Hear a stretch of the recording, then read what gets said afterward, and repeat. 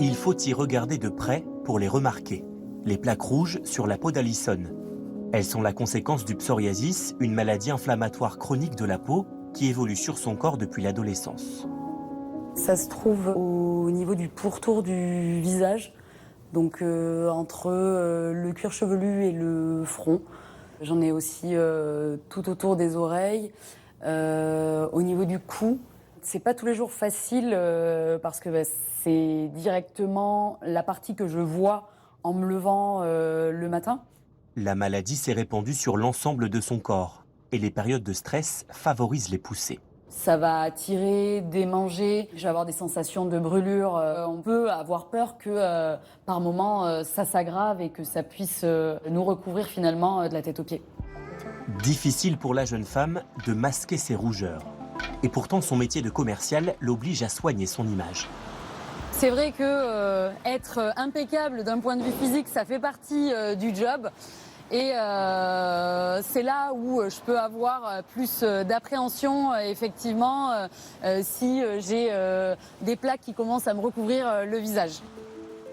La solution pour Alison, c'est souvent le maquillage.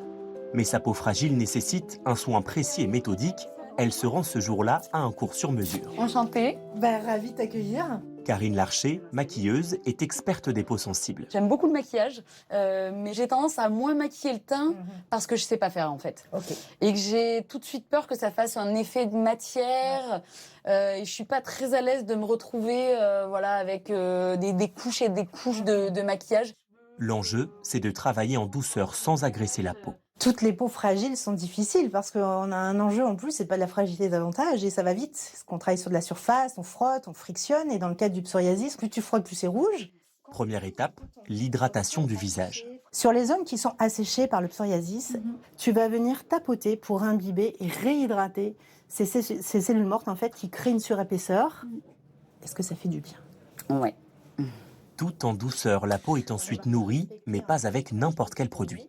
Fais très attention à utiliser une crème qui soit très minimaliste dans ses formulations. Évite les parfums, les parabènes, parce que tout ça, ça va stimuler l'inflammation et ça va faire des rougeurs et ça peut te démanger. Ouais. Vient l'étape cruciale du teint, en camouflant d'abord les plaques une par une. Le secret, en fait, c'est de venir travailler en étoile. Tu vas venir à cheval sur ta peau saine et celle qui va être à corriger. Ça permet, tu vois, de fondre et d'éviter la démarcation. Oui. Karine recouvre enfin le reste du visage. Pas besoin d'appliquer beaucoup de produits. Je sais pas si tu vois déjà, mais le teint est relativement fin.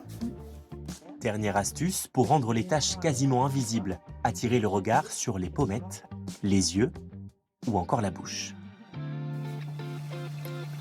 Waouh, Est-ce qu'on n'est pas magique? c'est superbe.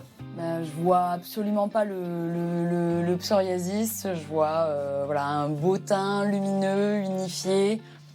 Et les yeux sont magnifiques. Pour maquiller les peaux fragiles, privilégiez des produits dermocosmétiques vendus en parapharmacie. Je trahis un secret. Vous avez toutes dit waouh, le maquillage, c'est très bien fait. Mais là, c'est une maquilleuse professionnelle avec des produits adaptés. Elle est formée, elle a l'habitude. Donc peut-être aussi il faut être vigilant. C'est pas parce qu'on a une plaque sur le visage qu'il faut forcément camoufler ça avec du maquillage. Oui, parfois la peau elle est en état d'alerte et elle vous dit stop, là j'ai besoin de repos. Donc il faut aussi savoir prendre du recul et la laisser respirer. Donc de temps en temps bien sûr pour camoufler, mais peut-être pas tous les jours étouffer sa peau sous le maquillage. Alors on a reçu plein de questions. Si vous voulez bien, Dr Dimaïdar, on va essayer d'y répondre de façon un peu succincte. On a cette question de Julien. Est-ce que la rosacée disparaît avec un traitement et à quoi est-elle due? Et on a cette question de Caroline qui nous parle de couperose. Couperose, rosacée? C'est la même chose. La couperose, c'est un stade de la rosacée. C'est un stade où il y a des rougeurs permanentes qui peuvent être plus ou moins surmontées par des vaisseaux, comme on peut le voir là, autour du nez, par exemple. Donc la rosacée, à quoi est-elle due? On ne le sait pas complètement aujourd'hui. On sait qu'il y a probablement une prédisposition génétique, mais ce qui est important, c'est de savoir que le mode de vie va vraiment faire évoluer cette rosacée. La consommation d'alcool, d'aliments épicés, d'aliments très chauds, d'aliments ultra transformés, le stress peuvent influencer la rosacée et aussi les gros changements de température. Passage du chaud-froid, froid-chaud peuvent aussi induire des crises de rosacée. On a cette question de Mathéo. Comment expliquer des rougeurs sur le cuir chevelu? Est-ce qu'on peut avoir le cuir chevelu fragile quand il fait froid? Oui, on peut avoir à cause de la sécheresse justement, et donc cette sécheresse qui va laisser passer plus facilement les molécules irritantes et donc donner une inflammation. Du coup, on fait attention à ce qu'on met. On a été en supermarché, on a acheté un shampoing douche d'une grande marque que tout le monde connaît, voilà. Un savon que tout le monde connaît aussi sous forme classique. Et puis, on a été acheter en pharmacie une huile lavante. Alors, qu'est-ce qu'il faut utiliser de préférence ? Il faut utiliser, c'est comme pour l'hydratation, les produits les plus neutres possibles, surtout si on a des irritations. Alors, les gels douche du commerce, il faut faire attention. Ça ne veut pas dire qu'ils sont tous mauvais, mais ils contiennent quand même souvent du parfum. Tout ce qui sent bon, en général, c'est quelque chose qui peut être plus irritant. Même un savon. Ça sent la C'est menthe. ça, on a envie de l'appliquer, mais en fait, c'est pas forcément top pour notre peau. Et pareil pour les savons, souvent il y a quand même du parfum. Et puis c'est un savon, c'est un pH basique, alors que notre peau, c'est un pH qui est acide. Donc ça peut altérer aussi la barrière cutanée. Donc mieux vaut aller vers des huiles. Quand on a des irritations, huile lavante, c'est plus adapté. Et la température de la douche, ça joue. Attention à l'eau très chaude parce que ça va assécher la peau. Donc moi, ce que je recommande, et souvent on a vraiment très envie l'hiver, c'est obligé. Mais on essaye au maximum de faire avec une eau qui est la moins chaude possible et puis peut-être la plus courte possible. Voilà, si on arrive cette pas. question de Nassim, est-ce qu'à cause de l'eau trop chaude, il peut avoir justement des démangeaisons au niveau des jambes? Donc la réponse est éventuellement oui. Et puis parce que aussi l'eau est calcaire, donc ça aussi, ça peut avoir une influence sur la sécheresse de la peau. On a cette question de Jérôme. Il nous demande si les rougeurs de la peau peuvent être le signe d'une maladie auto-immune. Est-ce que ça peut révéler autre chose? Oui. Alors, il y a plein de gens, par exemple, qui vont confondre une rosacée avec un lupus. Un lupus, c'est une maladie auto-immune qui peut atteindre parfois d'autres organes du corps et qui peut se manifester par des rougeurs qui peuvent être au niveau des joues, au niveau du nez, mais ça peut se manifester par des rougeurs ailleurs. Donc, c'est important d'avoir un diagnostic précis par un dermatologue parce que c'est aussi l'histoire de l'évolution et d'autres lésions qui va permettre de nous orienter. On a cette question de Philippe. J'ai toujours eu le visage rouge, j'ai 32 ans, c'est gênant socialement. Est-ce qu'il existe une méthode naturelle pour me soulager? Est-ce qu'on peut imaginer que ce soit de la coupe rose, la rosacée? Il faut déjà savoir pourquoi il y a ces rougeurs et en fonction proposer un traitement. Il y a des traitements aujourd'hui médicamenteux donc avec des crèmes qui peuvent vraiment soulager. Il y a aussi les lasers, si c'est des rougeurs permanentes, qui vont permettre vraiment d'atténuer les rougeurs. Et on a cette question complémentaire à propos du laser. Est-ce efficace pour traiter les petites veines rouges du visage? Ça marche très bien. Ce qu'il faut dire par contre aux patients, c'est que comme la rosacée, c'est une maladie qui est chronique, certains autres vaisseaux peuvent apparaître avec le temps. Et donc parfois, il y a besoin de refaire d'autres séances un peu plus tard. On avait cette question, elle a disparu, mais quelqu'un qui avait un problème de thyroïde. Il nous demandait s'il y avait un lien entre le fait d'avoir des démangeaisons, la peau sèche, et des problèmes de thyroïde. Oui.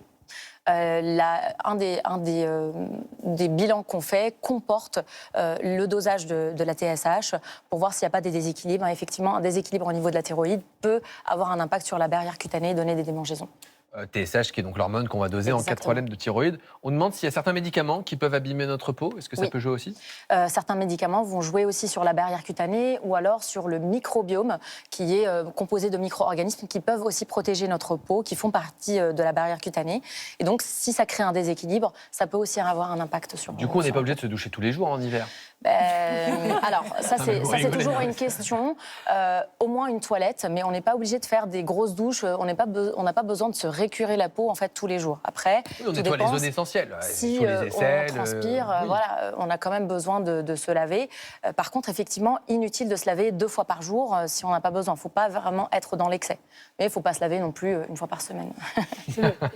Contre les rougeurs, là, on voit pas mal de masques LED qui sont vendus. Est-ce que ça peut faire diminuer vraiment les rougeurs? Alors, on sait que les lumières LED peuvent aider vraiment dans l'inflammation. On l'utilise dans beaucoup de traitements dermatologiques. Maintenant, les masques LED à la maison, pour l'instant, on n'a pas encore assez de recul et on n'a pas assez d'études pour montrer leur efficacité par rapport aux LED qu'on utilise en cabinet.